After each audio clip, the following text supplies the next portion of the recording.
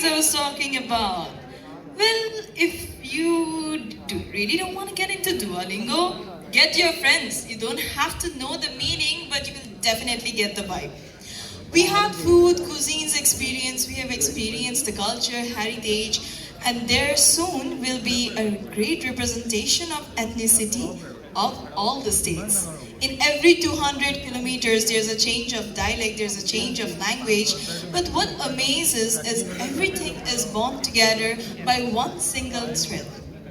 And we are happy to wear that in different forms of arna, in different forms of costumes, and we take this to the core of our heart. With this, we welcome the next performance by Devendra, who will entertain us with his lovely poetry skills. A big round of applause for Devendra. नमस्कार आप सभी को।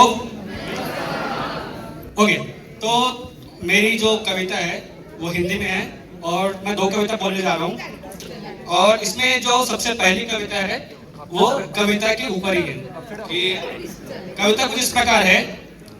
कभी किसी ने पूछा कि कविता रहती कहाँ है, कविता का घर कहाँ है, कविता का आशियाना कहाँ है, कविता का बसेरा कहाँ है। तो जवाब था कभी गम ए पहर, कभी गम ए पहर, कभी वक्ते नौसाद में, शाम के कोने में, कभी कभी शहर के शुरुआत में। किसी रास्तों में गलियों में, किसी रास्तों में गलियों में, कभी किताबों में अखबारों में, खुली आंखों की मोहताज नहीं, दिखती ख्वाब के बाजारों में।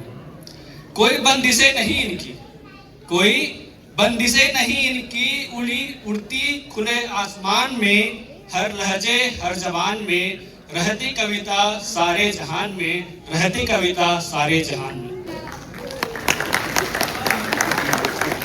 धन्यवाद। अब अगली कविता से पहले मैं आप सभी से एक प्रश्न पूछना चाहूंगा।